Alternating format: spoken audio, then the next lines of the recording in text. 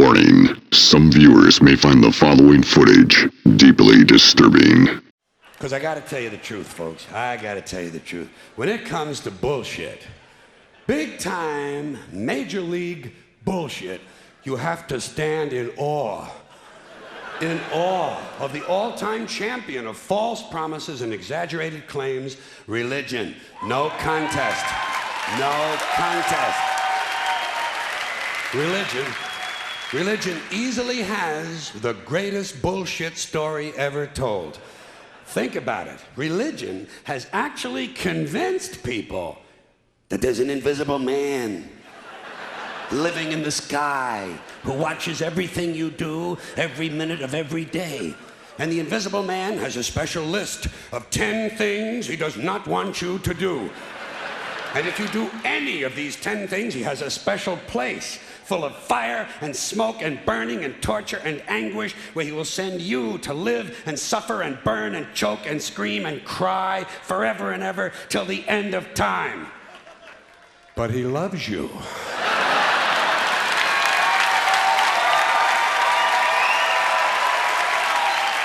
He loves you. He loves you and he needs money. He always needs money. He's all powerful, all perfect, all knowing, and all wise. Somehow, just can't handle money. Religion takes in billions of dollars, they pay no taxes, and they always need a little more. Now, you talk about a good bullshit story. Holy shit.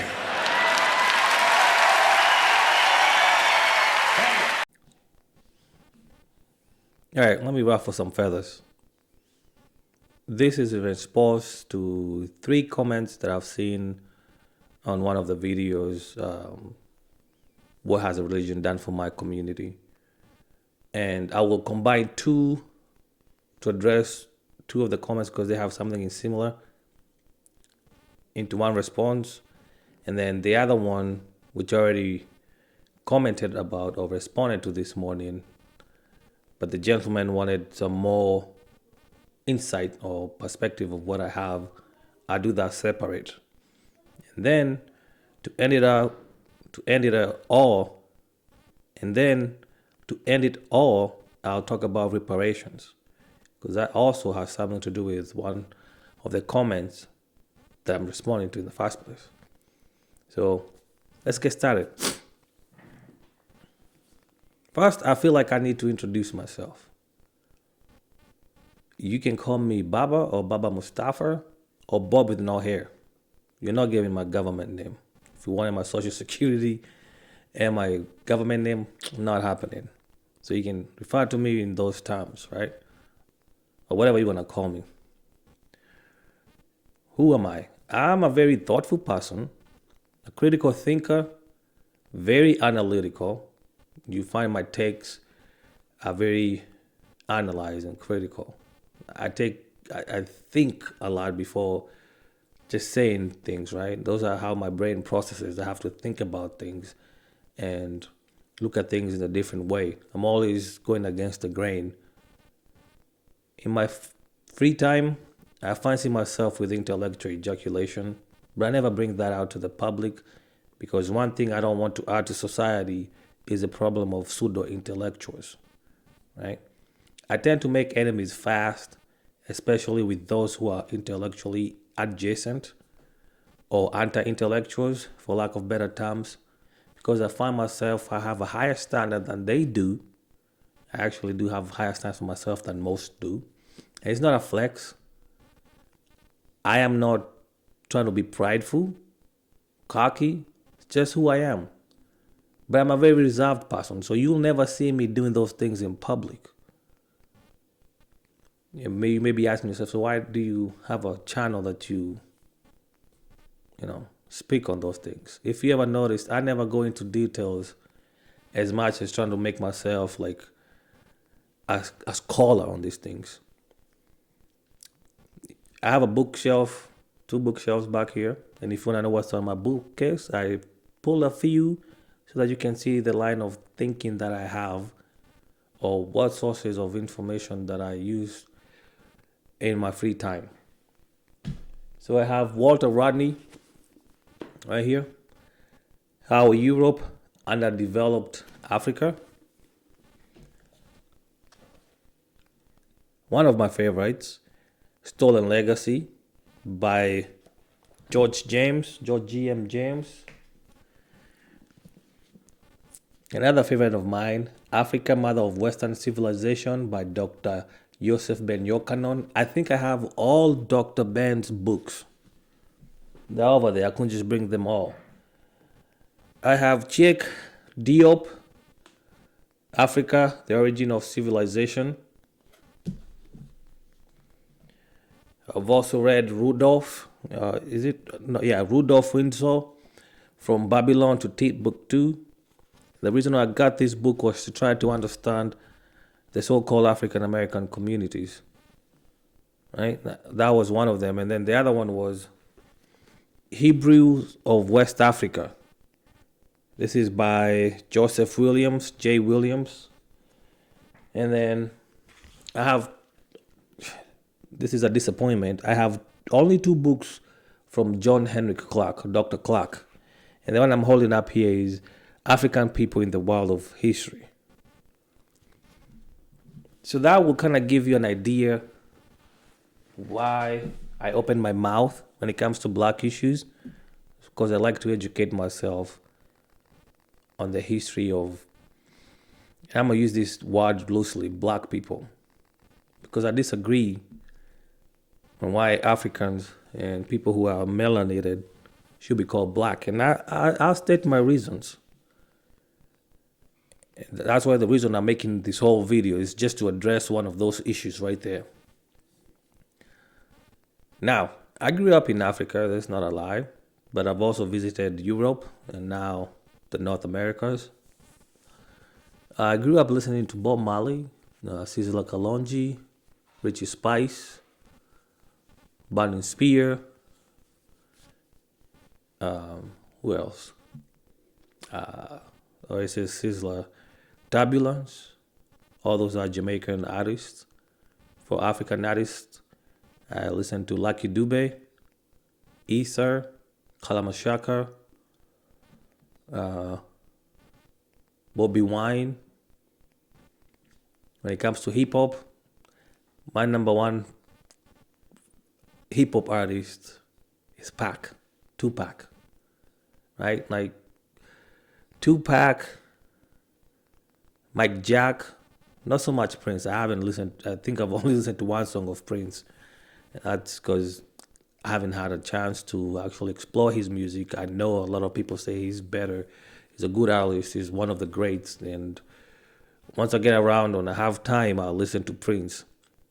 But I've listened to Purple Rain only. So I can't say that I'm a big fan of that because I'll be lying to you. But I'll listen to his music. Besides that, Kendrick, of course. You've seen my few videos about Kendrick. Or not about Kendrick. Some just me playing with his music to make shorts. Bitch Don't Kill My Vibe. I feel like that's my anthem. And then the newer music, the GNX records, I kind of like all of it. I ordered Damn and Pimp a Butterfly. I'm still waiting for them to come so I can listen to the original ones. You might be asking, why don't I just go to YouTube and listen to them? Because I like authenticity. And if I'm not listening on a CD or the vinyl, then how am I supporting that artist if I'm going to make him my favorite, right? I have to buy his music. GNX, of course, I had to listen on YouTube because of the Drake thing, the rap battle. I didn't have a chance to, I ordered the music, it just haven't got here yet, so I'm waiting for it. But in the meantime, I've been just using Spotify for that. For R&B, I listen to Jodeci. I'm losing track. Tony Braxton, Babyface, Joe, and some other people in between there. I listen to some Anita Baker once in a while, not a lot, but Anita Baker and Sadie. So that's my musical taste. My sexual preference, I like anything with titties and vaginas. The real ones, not the fake ones. Not anything plastic or added sewed onto it. Forgive me for my insolence over there. But I'm just being real. I like women, so if you wanted to know that. Now that that's out the way, let's get to the real issue. Let me pull up this comment and then we'll get to it. Just give me 1 second.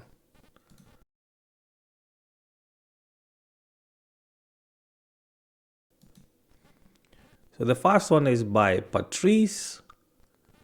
All right, I'm not even going to try to butcher your name. We're not going to go there. But Patrice, I'll put it up right here or somewhere. I'll put the comment right here. He says, okay, what does a religion have to do with the pride of being black? 5 minutes in, and I can already tell this is not based on genuine reverence, but gratification. Your choice of words. Humans shouldn't worry about an external identity, as you can see just how corrupt people are. People who are concerned about their outward appearance are. Humans need teaching about the posture of their hearts, mind, and soul. As well as we all know, humanity is controlled by desire, sin, evil. It is at the core of human nature. And to counter that, people should look into internal discipline, which requires spiritual intelligence. What people need the most is truth. Where do you find it in a world full of lies and deceit? And how can you be certain? Ask yourself and people around you, if you want truth, it's simple. Just look at how poor or rich people are spiritually. That's simple. Not how intelligent or powerful or connected or wealthy. External factors, they still reveal a lot. Don't get me wrong.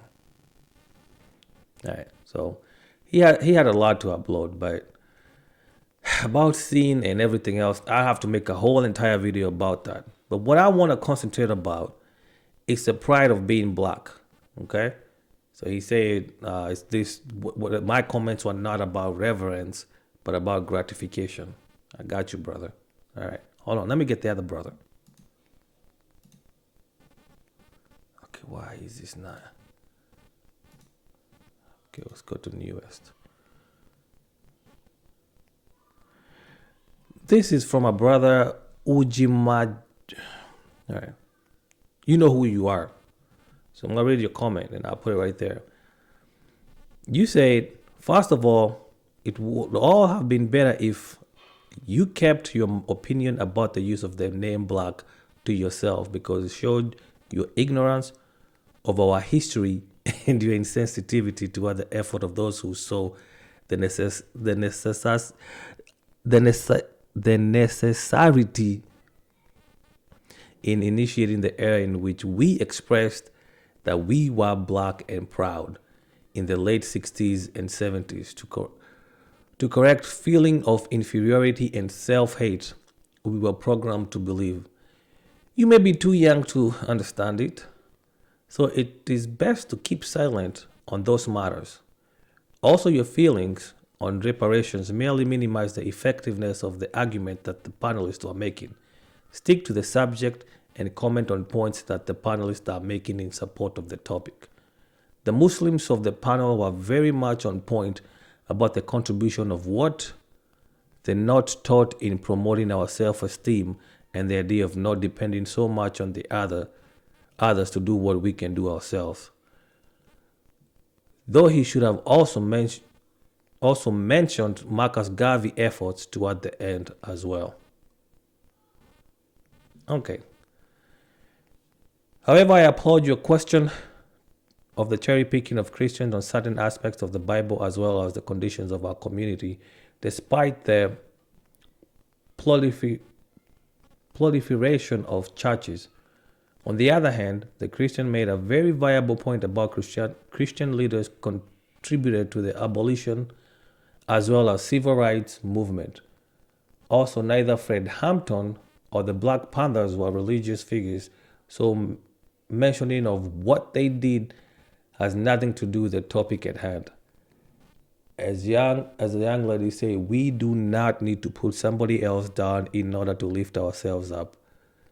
Though, to be honest with you, I have seen too many Christians attack Islam to try to superimpose that beliefs on others instead of coming to common terms and speaking in a way that is sensitive to the fact that others may not believe as you do. For the record, Islam calls us to stand for justice, even if be against ourselves. Quran, Surah 4, 135. Enjoin what is good and forbid what is evil. Surah 3, 105. And fight for the cause of the Creator and for those who are deemed weak and therefore are ill, treated and oppressed. Surah 5, 9. And with respect to Christians, report that, and I apologize, the camera is in front of my screen, so I'm trying to squint here. And with respect to Christians, reports that when Mustawarid al-Qarahi was sitting with Amr bin okay. Apologize, I don't read Arabic, so I'm gonna post it somewhere here. He said, I heard the Prophet Muhammad, peace be upon him, saying, the last hour will come when the Christians will be in the majority. Amir said, if you say this, it is true because they have 4 good characteristics.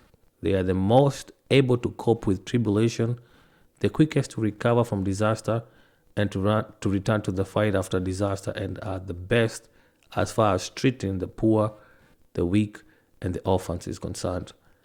They have a fifth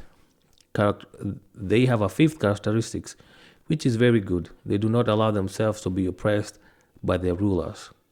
And he states his sources from Sahih Muslim Hadith. We should be striving to work together and learn from one another, not focusing who is better than the other one. Now, that last statement that you made over there, that should be focused on the panelists, not me. Because if you watch any amount of my videos, you will see I'm all about unity. But that's beside the point. Before I address the black thing, I want to address your second paragraph. Where you say that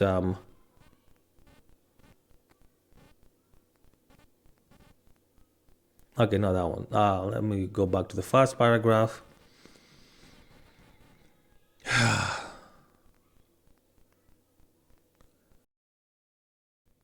My apologies, my camera crashed, and whatever the program I'm using crashed. So I'm gonna have to figure that one later. Where were we? This was in regards to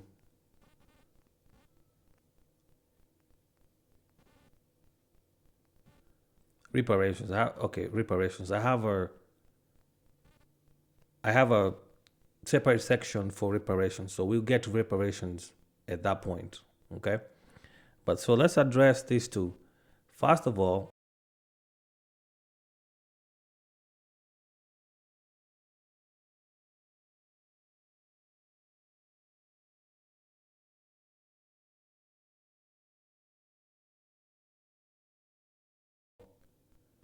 it would have been better if you kept your opinion about the use of the name black to yourself, because it showed your ignorance of our history and your insensitivity toward the efforts of those who saw the necessity in initiating the era in which we expressed that we were black and proud in the late 60s and 70s. To correct feeling of inferiority and self-hate we were programmed to believe. I'm glad you brought this up, man, because you and this other gentleman, what did the other guy say? He said, where are you? God, I think I took screenshots of this. He said something about being black and proud, right? Okay, this is from Patrice. Okay, what does religion have to do with the pride of being black? 5 minutes in, and I can already tell This is not based on a genuine reverence, but gratification. So I'm gonna address you guys both. Do you like being referred to as a nigger? Would you let a white woman or a white man call you a nigger and you agree to it? Do you like being called a nigger? If not, please explain to me why you accept being called black. Your problem is with me saying that we are all shades of brown and we shouldn't accept to be called black, and black is not an ethnicity. That is your problem, sir? For you too? That is your problem? Me saying that we are all shades of black. It's a problem. I mean, shades of brown, it's a problem. So I don't like when I say a little about me, saying that I'm very thoughtful and critical and analytical. I wasn't lying. But I'm going to prove to you after this, if you agree that you can allow a white man to call you a nigger, fine. You're cool with being called black. Go ahead. Sure. Call yourself black. Let them call you black. Right? If you're cool with being called a nigger. But I'm going to show you something. This is a dictionary. This is a Merriam-Webster dictionary. And this other one here is a concise Oxford English dictionary. Okay? I'm going to show you why I have a problem with us being called black, whether you're African American or you're African. Because, let me just show you, and then you can rebuttal me. We can even get on a Zoom call. We can talk about this. So let me show you what the definition of black is, because you want to call yourself black and proud and pride because you were once feeling inferior. So you decided you're going to call yourself black. All right, let's take a look here. What is the definition of black? So you don't think I'm reading from, I'm showing you where it's coming from. And I'm not Googling for a specific reason. I picked up a real dictionary.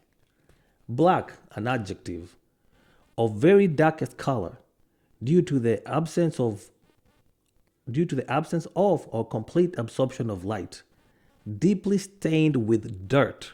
That's what you want to call yourself. Deeply stained with dirt.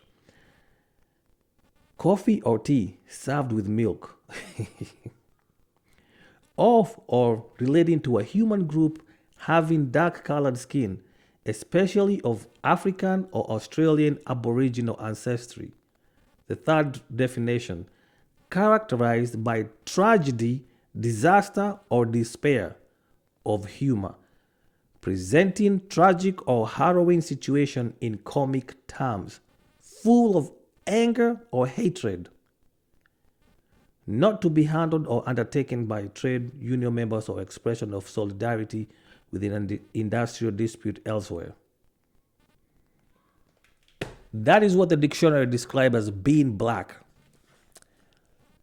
Let me repeat this.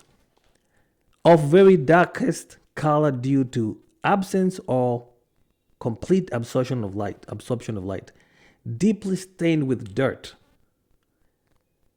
served with milk, or with relating, I guess that the coffee or the tea is what's served with milk. The next one is of relating to a human group having dark colored skin, especially of African or Australian Aboriginal ancestry. Doesn't say anything about African American there. It said African and Aboriginal ancestry, right? Characterized by tragedy, disaster, or despair, presenting tragic or harrowing situations in comic terms. That is one dictionary describing what black means. Is that what you want to relate yourself to? Is that what you're telling me? That you are ridiculed by the dictionary? But these people that gave you the name black, they tell you what black means. You're dirty. You're disdained. You're full of anger and hatred. Does that make sense to you? Black and proud. Yeah, black and proud. Open up a dictionary and read it for yourself. Now let's go to the next one. Okay, I'm a little heated because I looked at this and I started laughing. I was like, you guys don't understand the meaning of black. Okay, this is from the Merriam-Webster dictionary. Black, adjective of the color black, also very dark, swarthy, Okay, come on, computer. Swathi, of or relating to various groups of dark-skinned people, or relating to African American people or their culture. Soiled dirt, lack of light, wicked evil, blackish, a black pig never die.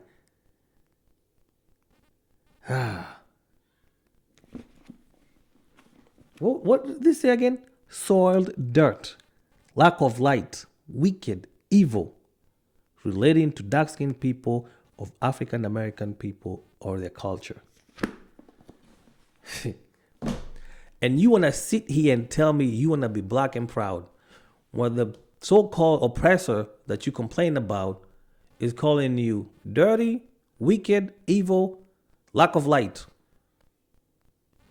That is my whole point of saying we shouldn't be calling ourselves black. We are all shades of brown. Okay? Refer yourself with your ethnicity. For instance, in Africa, we don't call ourselves Africans. If you're from Egypt, you say, I'm an Egyptian. If you're from Namibia, I'm from Namibia. You're from Nigeria, I'm Nigerian. How come is it that you, our extended families, and if you want to rebuttal with me, you're going to tell me then where the hell did you guys come from if you didn't come from Africa? You guys came from Africa here through slave ships and slave trade. A horrible tragedy to both sides, to both the African and to the slaves that went away. Terrible thing. Devastating. You can attest to your own life and your ancestors. But to say that you felt inferior and the only way you could do that is call yourself black and proud? I just read you 2 different dictionaries. Let you know what black means. Is that a name that you want to associate yourself with? You already agreed, or maybe disagreed, about the nigger. If you don't like being called a nigger, what would you turn around and be like, yeah, call me black? How come the Chinese don't call themselves yellow? Have you ever seen a Chinese man call himself yellow? Yeah, we are the yellow people. We've been so programmed to be so divisive, even in our own societies, right? We can't agree on one common thing as what we are. Oh, no, you are an African. No, I'm African American. I hate you because you're poor and pathetic. And the African turns around and says, oh, you're lazy and you got nothing going on for yourself. I came here and I did all this. Look what I can do. Stupidity. Instead of us looking at each other and be like, hey, me and you look alike. How can we build ourselves together? How can we work together to overcome these things that are oppressing us? Both of us. But no, we want to argue about minute things that don't even... Like, what's the purpose of saying you're black and proud? Why can't you just call yourself American? You were born in America, live in America. Probably most of you haven't left America. So why not call yourself American? Just like I can call myself Sudanese or Tanzanian. Huh? Us Africans, we proud. You meet a Nigerian, say, hey, I'm from Nigeria, Lagos. You meet a Ghanaian, I'm from Accra, Ghana. You meet a Kenyan, I'm from Nairobi, Kenya.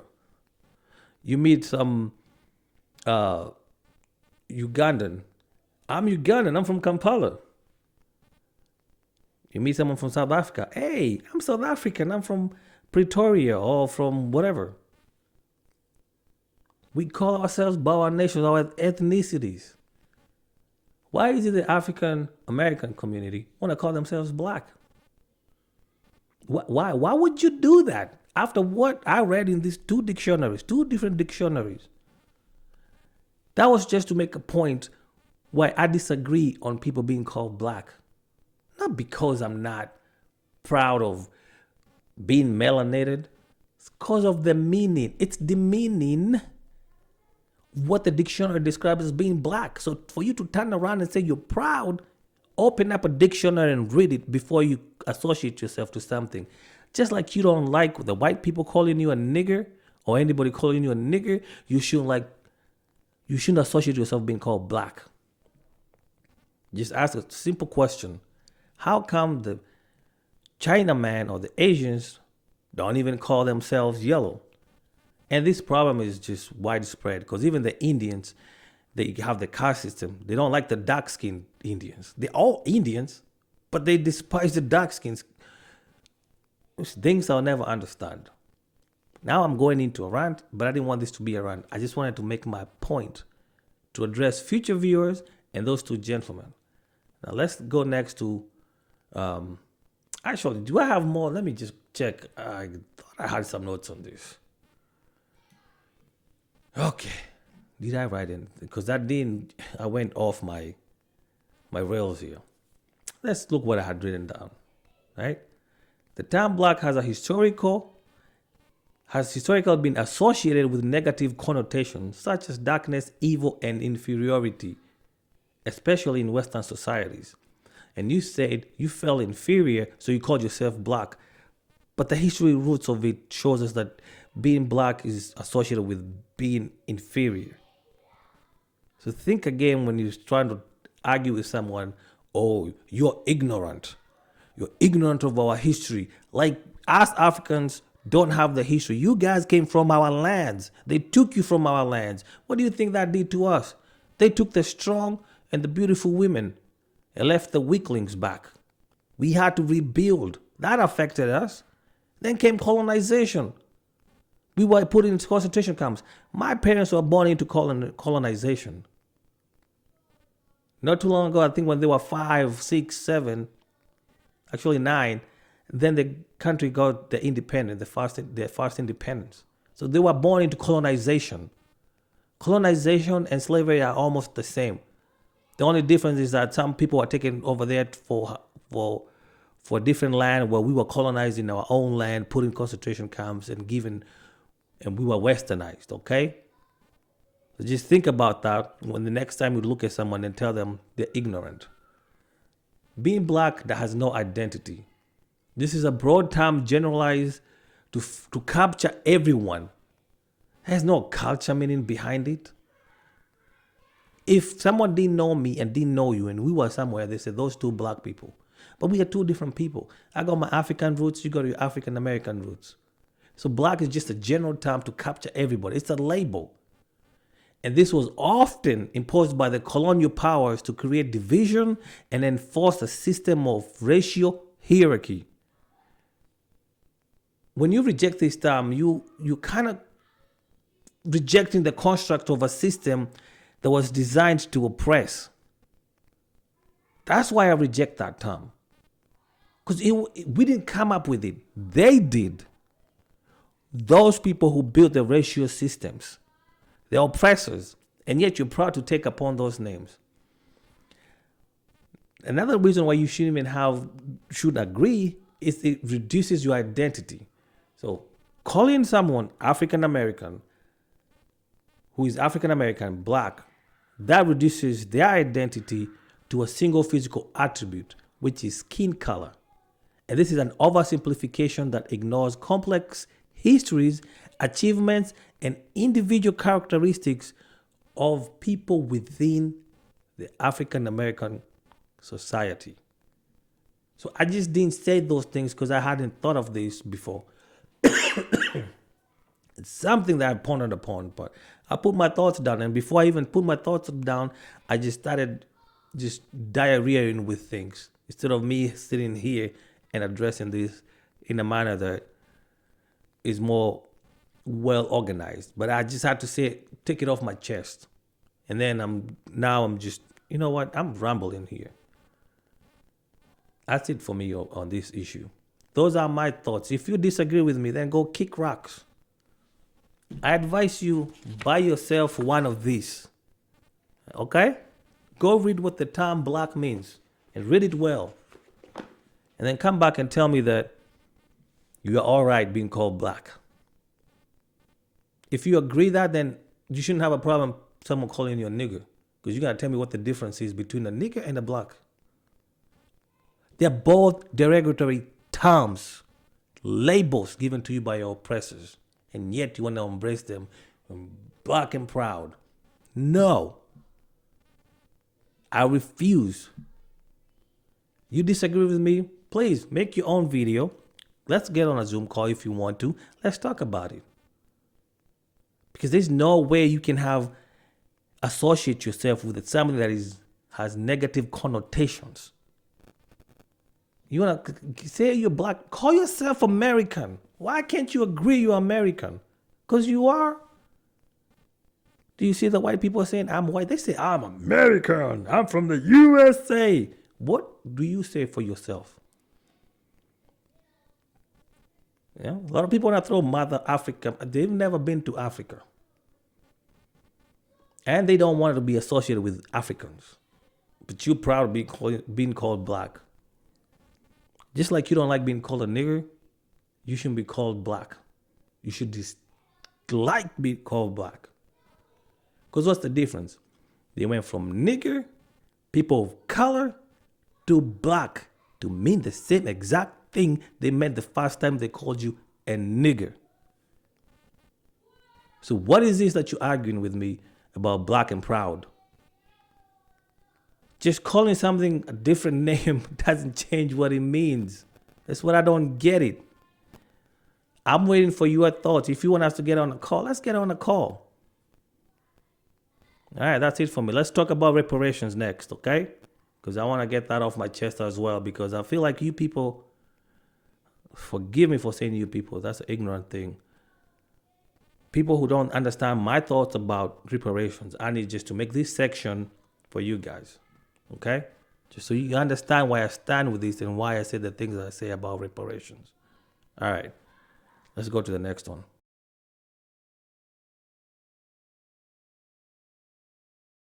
All right. I'm going to try to keep this on topic because I don't want to rant. So I'm going to look at my notes. This is why I said the things that I said in the 2 videos I talked about reparations. Number 1, as melanated people, we don't have the potential for economic management. We don't. How many homes, forgive my ignorance, how many African American communities or African homes have budgets? They look at their budget every month and decide, this is what we're going to spend, this is what we're going to save. How many invest? Just look at the situation we are in. Do we look like people who are economically educated? Financially educated? Are those systems being offered at your church, at your mosque? How to manage money? How to get out of debt? For instance, how many people go and buy cars and the car salesperson gives them a 10% interest rate? The car ends up being more than what it is. Who is going to educate them that you shouldn't take that much of an interest rate? And if you don't have a choice and you end up taking that interest rate, make your payments of principal payments more than paying your regular payments. So if your car is $300 a month, make sure you pay your $300 a month and then $150 on your principal payment, because that will reduce the interest rate. How many churches are teaching people how to get out of debt with that formula? No one. As a matter of fact, I make a video on how to pay off debt if you're in that situation, so that I can be called out saying, people say, no, you're not doing anything about it. I will make a video and show people how to pay off debt if you're in that situation. That is something the mosque and the church is not providing, financial education.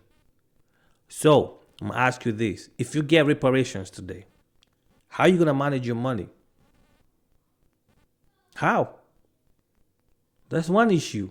Financial education. And guess what? This will not even improve our livelihood in any significant way. It's not going to give us generational wealth. Just think about it. Sit down and honestly think about it. How is reparations going to improve your life or give you generational wealth? It won't. Like I stated in my last video, if the oppressors decide to do that, they won't be doing that for their own good, or for the goodness of it, or for the, how did I say it? For the goodness of their heart. No.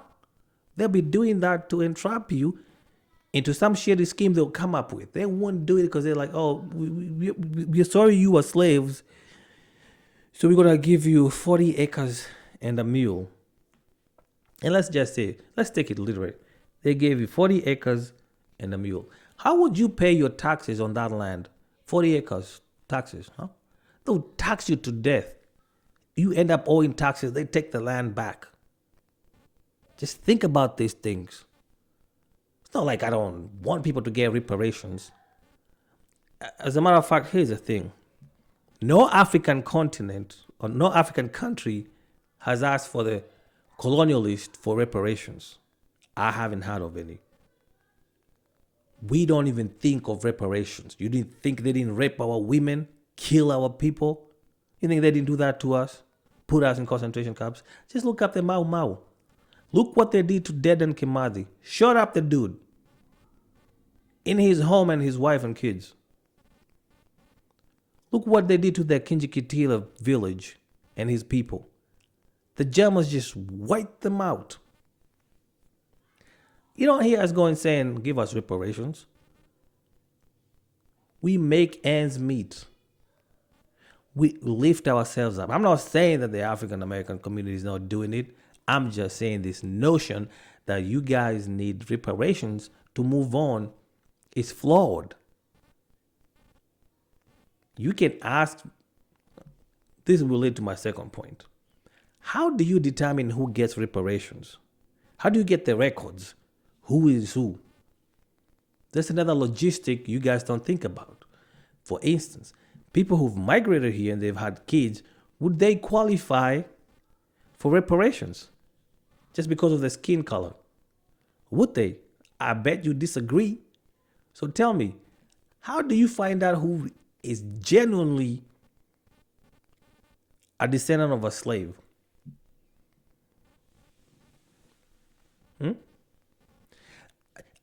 I like the one lady who replied on my one video and said, hey, at least they should put programs to enrich our people, to enhance our people. That is a great idea instead of reparations. But my comment to that was like this. Look what they did to, what's this program about colleges they just struck down the other day. The same thing they would do. They would put those programs and then strike down that program, whatever they put out there to help you. What is it? I can't even think right now.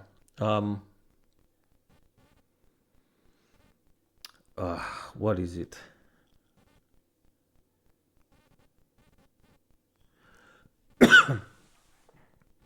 I believe you guys know what I'm talking about, what I'm referring to. Last year, the Supreme Court decided that going to college now, you can't have that advantage for the minority groups to get into big colleges. I just can't think of the name right now. Look what they did to that. That was my reply to that lady. Sure, they give you that, and then they're going to turn around and find a way to get rid of it. The next thing, let's just look at food stamps. Y'all know what they did back in the day. They told the minority groups, hey, if there's a man in your house, we're not going to give you food stamps. So they had to kick the man out. That is the history. And you think these people are going to give you reparations because they want you to have wealth, to be like them. Just think about it.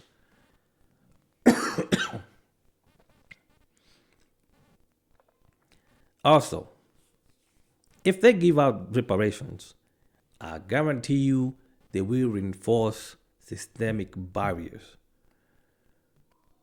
Reparations will not provide financial compensation of what happened to my ancestors, your ancestors. Because even if we get those reparations, no, let me not say this. I'm not going to include myself on there because I don't qualify for those. Even if they gave you the reparations without dismantling systemic racism and structural inequalities, how is that going to help the descendants of the slaves? For instance, the other day I was just reading an article. Indiana is striking down DEI in favor of MEI, right? So no longer will you be considered for job because of your diversity if you're a minority, right? It's gonna be merit based. But in the same token, they got rid of degree requirements. See, it doesn't make sense what they did. But I'm just trying to give you an example here of how the society, without having to get rid of systemic racism, reparations will not help your situation. What's the other point I had in here?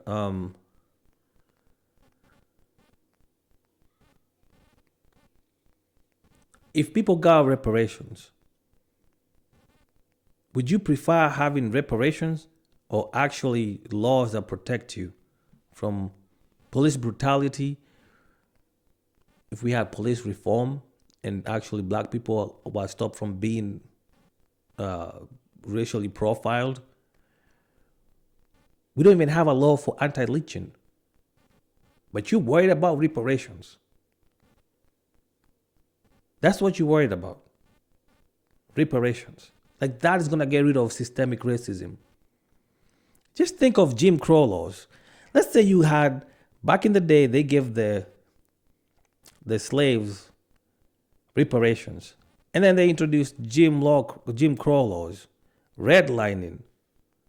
If it wasn't for Martin Luther, Malcolm X, Fred Hampton, the Panthers, Harriet Tubman, Isabella Bowman, let's just call out her AKA name, Sojourner Truth. If it wasn't for them, we wouldn't have these privileges we have today. The Elijah Muhammad in them, because they fought the system. They were not out there saying, hey, give us 40 acres and a mule. No, they wanted equality. They didn't want segregation. Sure, Elijah Muhammad didn't want anything to integrate because he didn't see it as if that was helping us for various reasons. But I'm damn sure he wanted equality. He wanted rights. He wanted you to be able to own something. And let's even not go far. Every June 19th, we're reminded of the Black Wall Street. What did they do to that? So you think of getting reparations. What do you think they're going to do to your businesses? It's not like I'm against reparations. I'm just saying, let's think of the optics. Yes, you guys get the reparations. Reparations, right? What happens next? You think they would do that because they want you to be equal to them? You think they would do that because they love you so much? That's why they still kill us on the streets. And you want reparations. Just think about it. Those are my thoughts. That's why I said we shouldn't be bringing this up in every discussion. But hey, I'm ignorant, right? Because I don't understand these things. What do you think Carter G. Woodson would say? Ask yourself that. Since you guys want to mention that all those guys that I mentioned were not religious leaders besides Martin and maybe Elijah Muhammad, huh? What has religion done for you? What has it done for you? And I'm a stray away, digress away from reparations because this has to do with that gentleman who said, not Patrice, the other guy, Uje Majame, I can't pronounce his name, okay? That guy. Talking about Fred Hampton and the Panthers were not religions or religious leaders. So what? They try to do something about it. I'm asking you this, what has Jesse Jackson done for the community? Name one thing.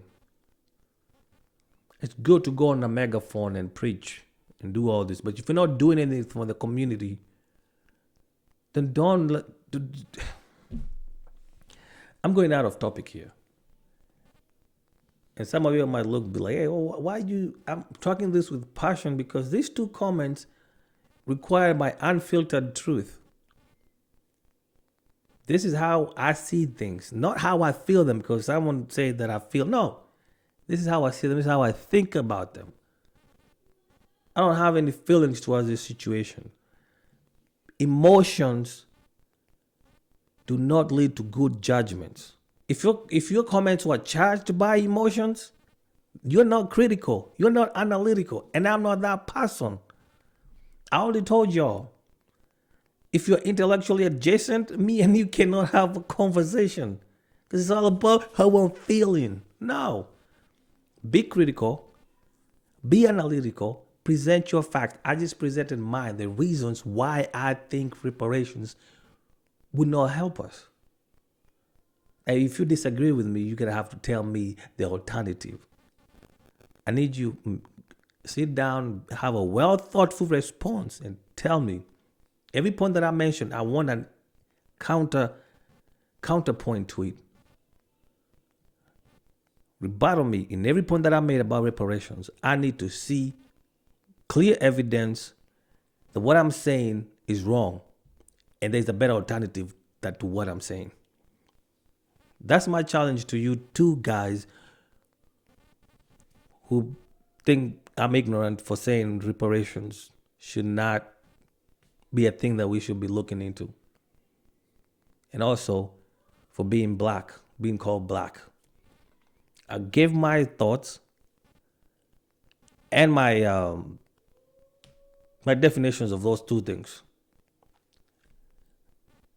I could not have put this, everything I just said, via reply on your post. So made a video for you two guys, Patrice and the Ujimi guy. Apologize, I don't know your name. Can't read your handle. I also do want to apologize if you guys think I've been disrespectful. That's not my intent. I just had to say this unfiltered. If you guys watched me, I wasn't even able to read my notes because I wanted you to see my mind, how my mind works, and how I think. I didn't say those things because of feelings. No. Far from it. And I started by saying I'm a very analytical and a critical thinker. So I might say things that lead me to having enemies just because we don't see things the same. Or they don't see the way I see things. But I'm also open enough. If you provide me with information and verifiable facts, I will agree when I'm wrong. But until then, kick rocks, man. Now I have to respond to the other gentleman who is kind enough to tell me he had a straight out question. He wanted to know my thoughts. It's coming up next.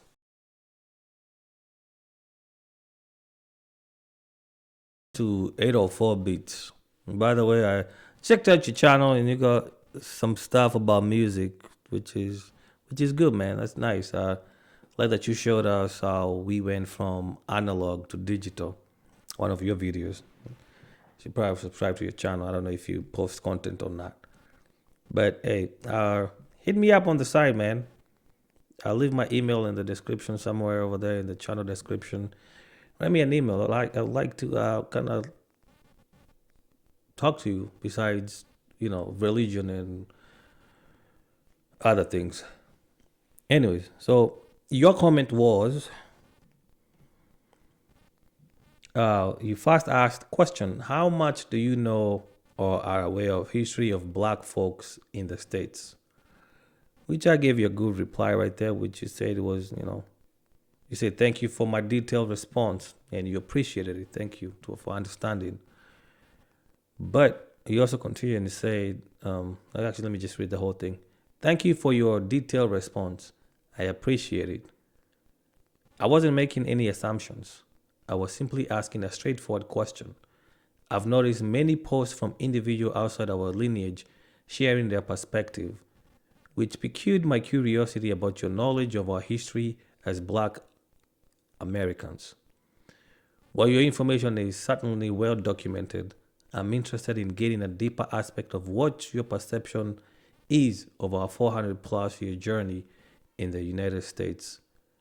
that might not be covered in the standard textbooks. So basically, you're challenging me, sort of challenging me to know if I know my history or my perspective, or I didn't read this in books. And that's fair, because if I'm going to open my mouth and say something about something, you better know a thing or two. I'll start by saying I'm not a scholar. So whatever I'm telling you is I'm not a pseudo-intellectual, okay? I admit that. I don't know anything. It's the little things I know from reading books like African People in World History by Dr. Clark. So my perspective is this. This affected both communities, those that were taken.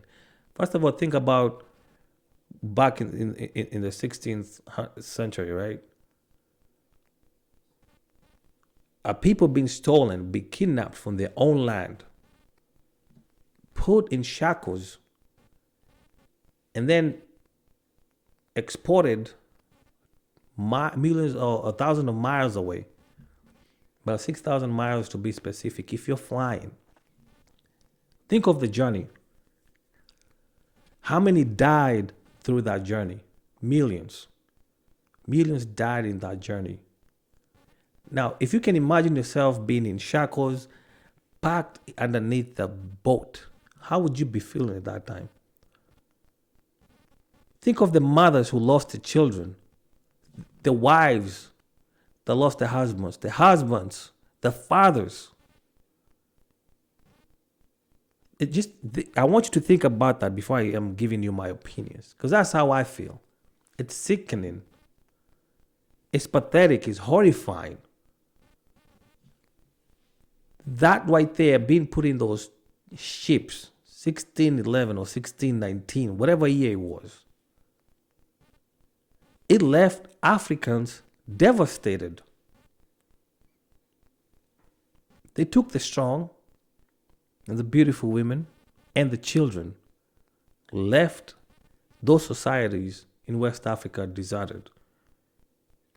How many did they kill? A lot of them.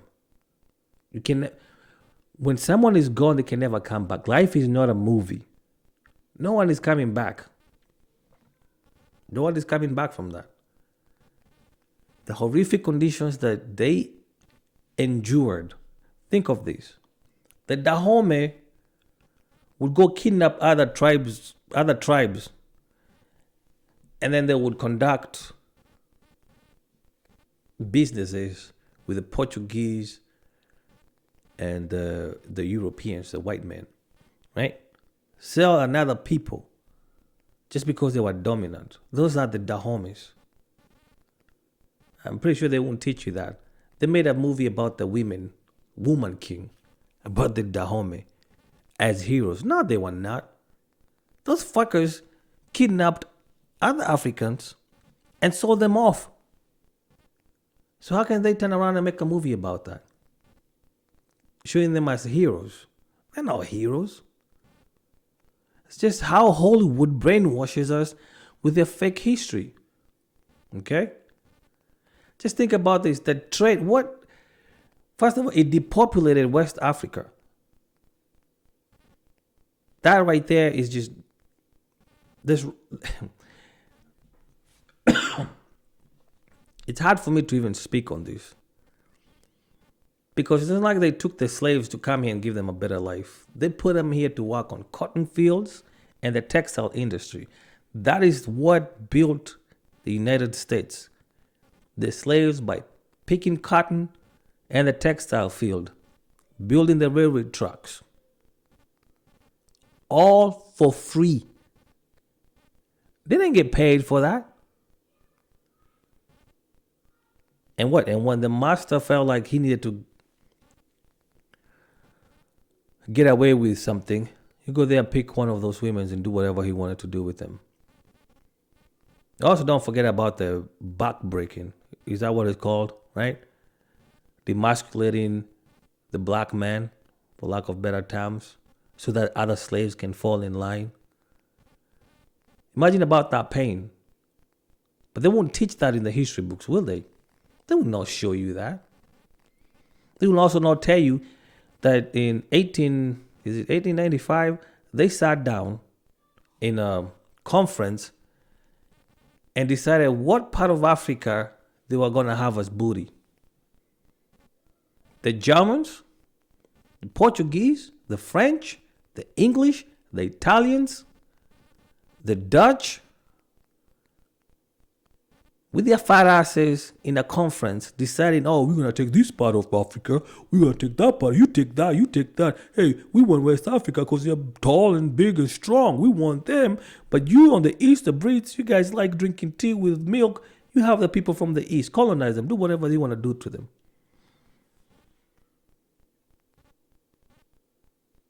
Those are things they won't tell you. I think it's called, the Conference of Biafra or something like that? I have to go look that up. But in America, your schools won't teach you that. They won't tell you that. They won't tell you that the white man was backbreaking the black man just so that the slaves can be in line. I'm not laughing because it's funny. It's unbelievable, unbearable. Because I get so emotional when I think about these things. And one thing I don't like doing is have emotions in my train of thought. Because then that will lead me to say some dumb shit. Those are my insights, right? That the transatlantic slave trade played a very critical role in developing the global economy of America and Europe.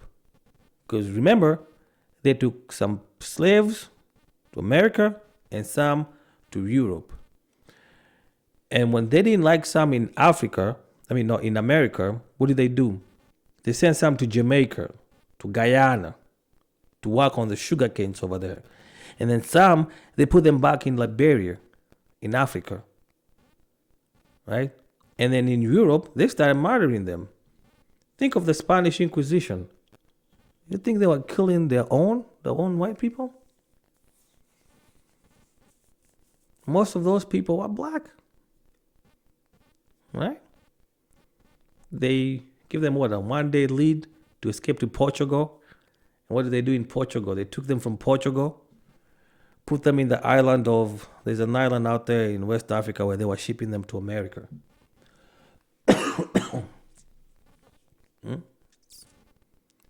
All those atrocities, they will never tell you that in the history books.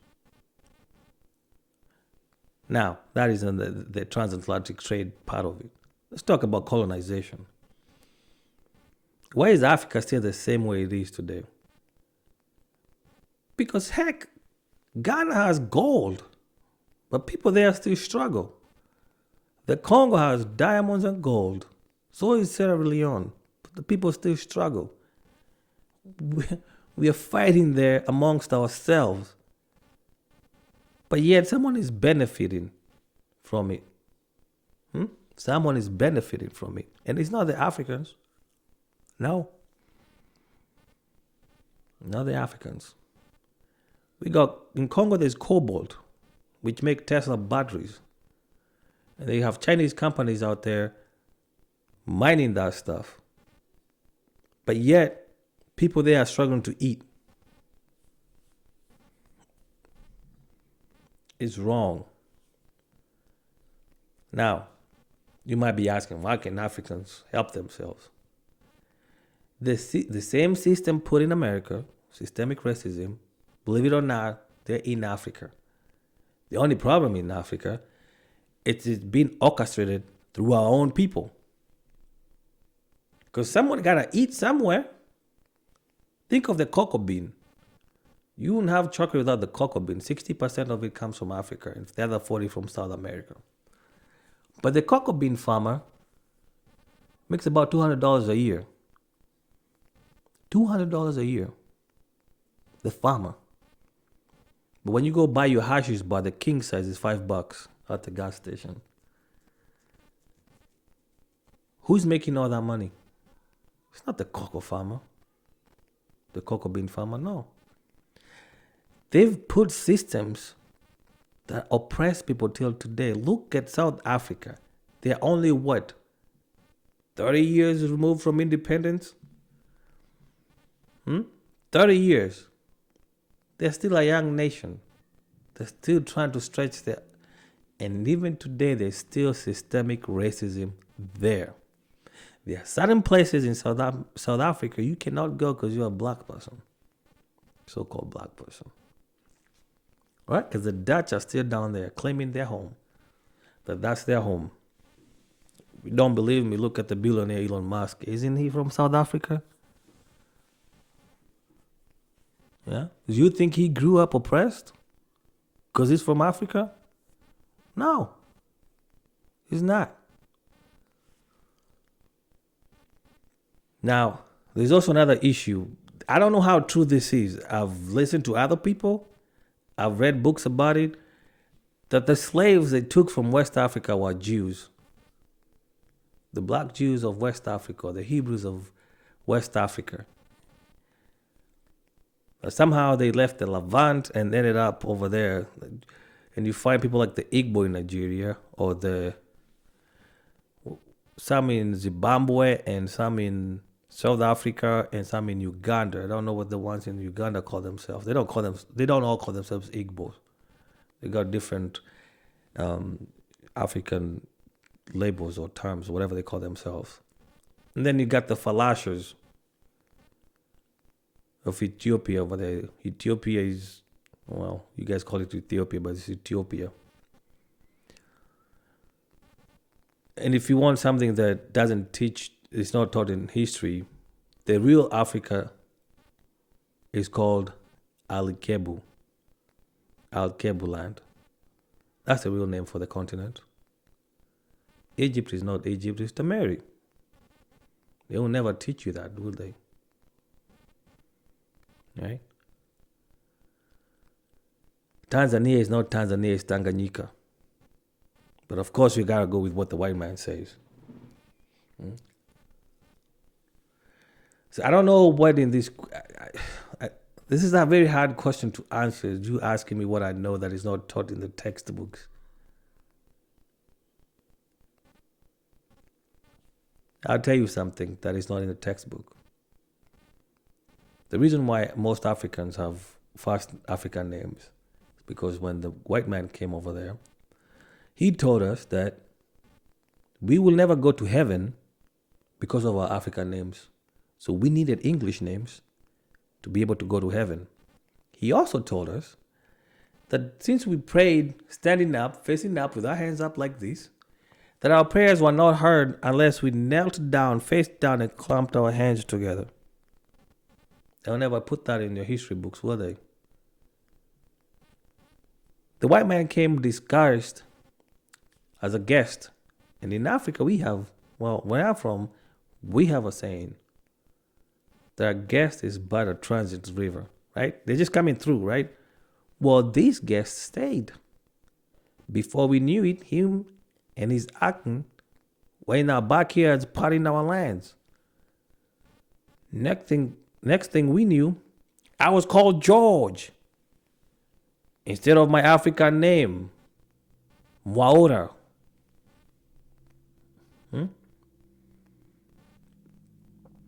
So that's what they did. Before we knew it, we had the East African slave trade.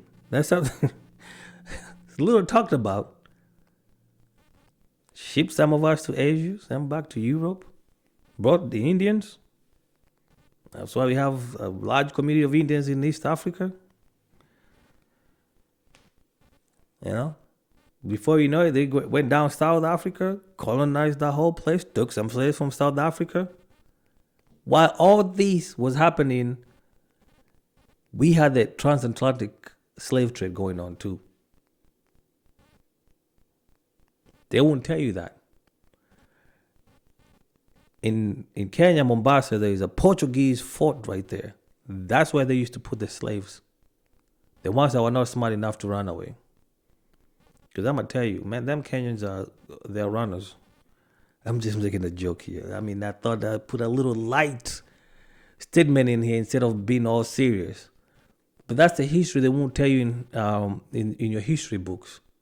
The East African slave trade or the South African slave trade. They won't teach you about that. All you hear is all about the transatlantic trade. That is what slavery is known of, the transatlantic trade. Transatlantic trade. Right? Because that was in the west part of Africa. It's more known. But there was slave trade in the east and in the south. Oh, and let's not forget what the Arabs did when they invaded Africa. They took the whole northern part of Africa, Morocco, Tunisia, Egypt, Libya.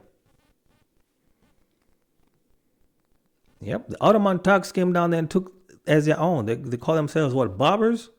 They even say they're not Africans. They won't agree that they're Africans. Oh, I'm not an African. I'm a Berber. They won't tell you that in the history books.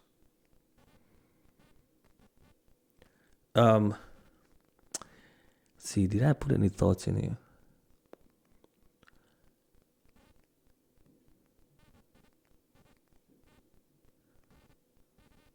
I don't know. Besides the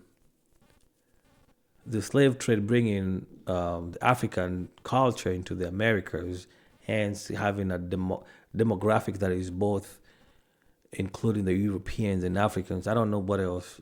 Like this is a hard question to just talk about history that is not written in books, because it's either if you don't have a grandparent who tells you these things, then you wouldn't know. You have to rely on books.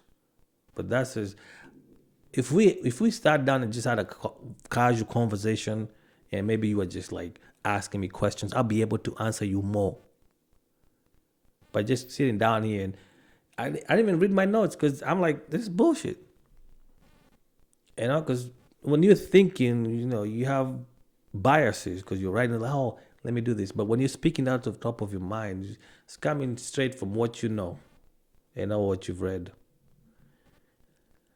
So I hope 804 beats that is satisfactory for you. If not, look, I haven't put my email address on my channel description, but I will. Write me. We can sit down and talk one of these days. Anyways, this video has gone over a whole hour with all these sections. But hey, I hope you guys, I'm waiting for your responses. Just let me know. I mean, I can't write the whole page. There's going to be an essay. So I thought maybe I have this dialogue with you, speak my thoughts. And I do apologize if I came out a little too hot. I just had to put my point across. All right. Thank you for watching. I'm waiting to hear your responses. All right. See ya. I'm out, y'all.